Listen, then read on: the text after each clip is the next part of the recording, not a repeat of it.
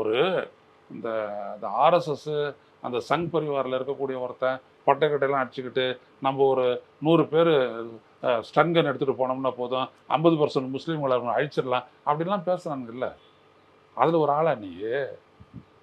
அவங்க பேசலாம், கேஸ் போடலாம், அவங்கள தூக்கி உள்ளே வைக்கலாம்.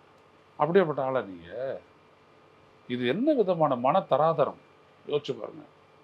இப்போ நீங்கள் இருக்கீங்க, நீங்கள் அப்படியே ஒரு முஸ்லீம் பொண்ணுன்னு யோசிங்க.